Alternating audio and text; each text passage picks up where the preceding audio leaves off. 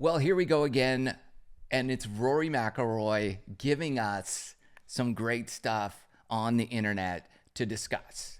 And will McIlroy, or should he, be punished for what he did? Stealing somebody's phone. Now, we're going to ask a number of questions. So, audience participation very much needed here, because what went down the other day at the Players Championship is just blowing up on the internet. And I have some personal experience with the kid who made the heckling comments to Rory McIlroy. I know him. And I think all of it we got to talk about. Here's the deal. This kid, I'm not going to say his name. You can go online and find his name. I'm not going to be the one to, he is an adult, but whatever. I think he's suffered enough. And maybe not. You tell me. So just everything we talk about, put your comments down below. Really appreciate it. A lot of people read those. So this kid's from San Diego. And in the junior golf world, my kids have played with him. I've kept for him during rounds. For a group of kids, they would have one scorekeeper for every group. This kid, many events. I've walked with him, asked him his score. Super nice kid. Now, that was through maybe 10, 11 years, 12 years old maximum. So for the last 8 to 10 years, I don't know him. So I don't know. But I knew him as a kid, and my son played with him many times. And his parents were always a great family, great kid. And I don't think a great kid turns into like a serial killer all of the sudden. So he's not that, all right? He's not some ruthless, crazy serial heckler out there. So from what I knew of him, cutest kid ever, and great on the golf course. And there were some kids that were out there cheating, coughing in other kids' backswings, horrible parents. He and his family are not one of them. They were of the highest quality junior golfer and parents out there. So nothing negative. And so when I heard his name and I was like, I know that kid from way back San Diego days. And I looked into it. Sure enough, it's him. So he played for Arizona State. That's important here. And then he transferred to the University of Texas. So he plays high-level golf. He has a pedigree in golf that will rival anybody. Like one day, if he makes it to the highest level, PGA Tour or whatever, his pedigree will rival like Rory's. He's up there. The events he's won, his success over the years has been, just that steady progression of improvement, high quality. He'll whoop anybody out there on the golf course. Like he could play TPC Sawgrass and do pretty well. He probably would have won the Creator Classic. And he could probably maybe make the cut at the Players. Who knows? I mean, he's that level of player. That's regardless, here nor there. That doesn't even matter.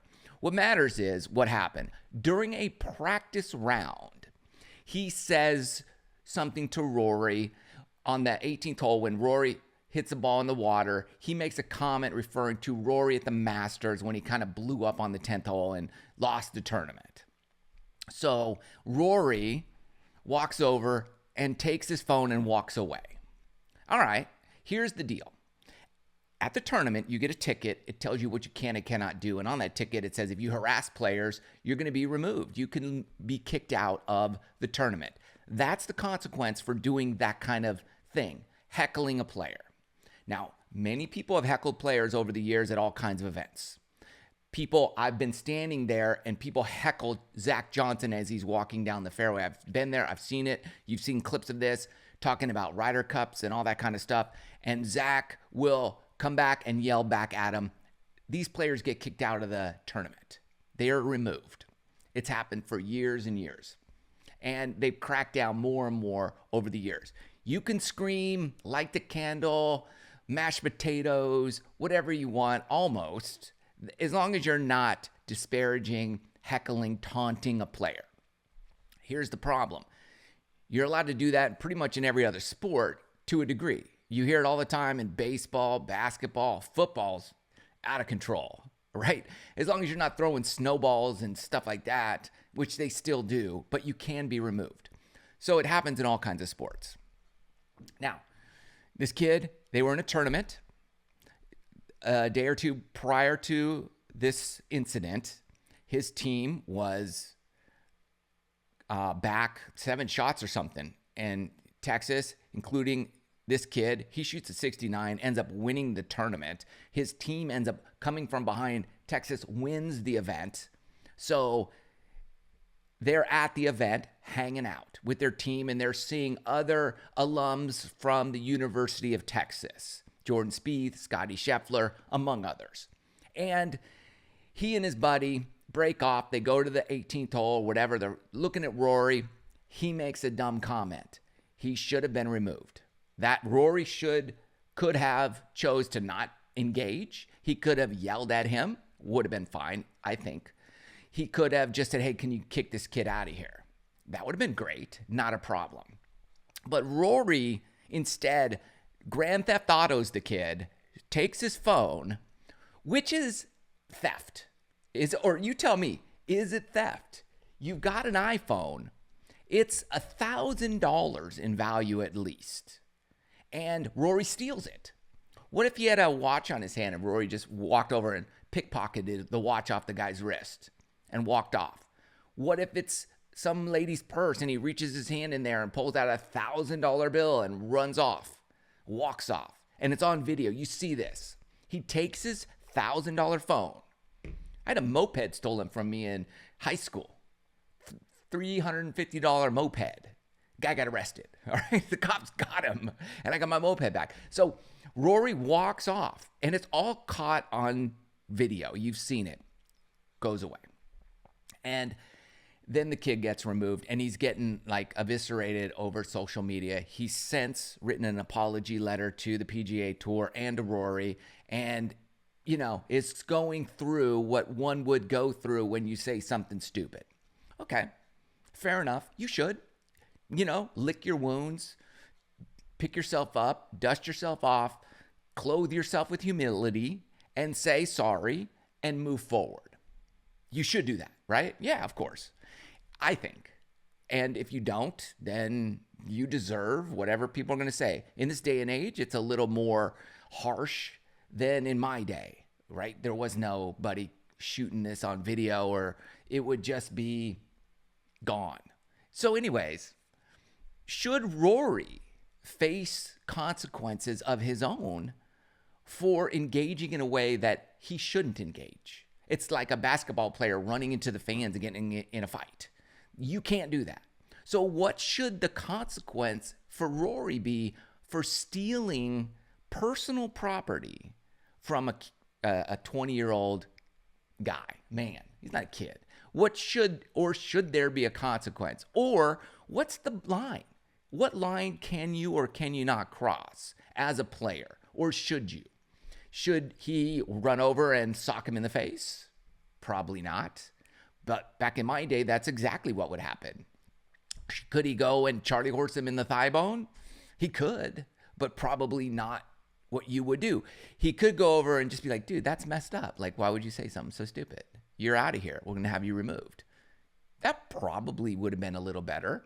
Maybe even better than that. And you let me know, have his caddy handle the deal. Like, why are you the enforcer?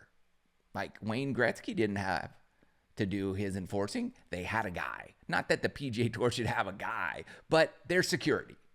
And Rory, as a player, shouldn't have to go engage, I don't think. But when he did, he Grand Theft Auto'd him by swiping his cell phone. Now, I guess he's gotten his phone back. But if I go to your house and I steal your car and I drive it around town for a little while, I stole it. I still stole it. Whether you get it back or not is okay. So I gave it back. I still did a little joyride with your car without your permission. So this is the real thing I want to know. Should there be a consequence for Rory? Is he liable for anything? Is the PGA Tour responsible for anything? Like, what if I go to a tournament I have my phone, whatever. And the guy next to me says something stupid, right? This is where it gets a little dicey.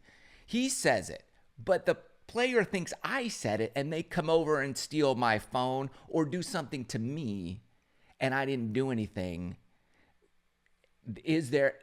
That's what I'm saying is once you engage, who's responsible for that? Like if I'm working for a company and I do something while on the job that endangers the company I work with, they could be sued. The company is liable. Not that this kid should sue anybody. He got his phone back. But am I at risk by going to a tournament and something being taken from me or something happening to me by a player because somebody says something? When you allow players to engage like this, you bring in a lot of scenarios that could be problematic for the tour and the player. So once Rory chose to personally get involved and steal a phone, then I think you open a can of worms that has a lot of potential problems inside of it. But you let me know. Am I being, oh, Matt, you're being like out of control here? I don't know. Like, what's the level that the player should get engaged? I've seen Zach Johnson yell back at fans. I don't have a problem with it. Okay. It could affect your play. So probably not the best thing. I've seen caddies get in dudes' faces. You've seen that happen a few times. And that's cool. At least the player doesn't have to raise his level of emotion when he's already in a stressful work, playing pressure-packed environment. Also, is the PGA Tour at fault here? Because just a few weeks ago, we had the waste management. That's why his Arizona State background is so important. He probably, and I don't know, but I would imagine if you go to ASU and you play on the golf team, you're probably going to attend the waste management. The rowdiest, ruckus, drunkest, most fan engagement event of the year, right? He's going to be there, most likely. So there, not only do people heckle players, it's basically encouraged. You walk under that tunnel going into the 16th hole, the stadium hole, they're yelling everything. What do they yell at Ricky Fowler? You know what they yell at Ricky Fowler. Maybe he likes it, maybe he doesn't. But they heckle everybody that comes in there, and very few people get removed from heckling. And then all of a sudden, you're like, oh, practice round players championship, no heckling. So here you can heckle, there you can't heckle. You better know the rules of engagement before you get inside the ropes, because we like it there, we don't like it here. And then a kid from Arizona goes to Texas at the players for an event, says it, and all of a sudden you get, carjacked. You get phone jacked by Rory McIlroy. So not cool. The only cool thing is, probably in not too many years, this kid could potentially be on the PGA Tour playing in a group with Rory McIlroy, and I look forward to that engagement because that's must-watch TV right there. I'm not saying Rory's wrong. I'm saying this kid shouldn't have said it, but I'm saying, how do you handle this scenario where at some events it's nearly encouraged, at other events you can't say a word? Let's just say, like at Augusta, not only would you get kicked out, you would never get to come back, but you would never have your phone there either. So maybe that's part of the deal. So I think something needs to be done. But one thing I think should be looked at is, hey, the players should keep their hands off of the spectators. Let me know what you think. It's interesting, to say the least. Peace.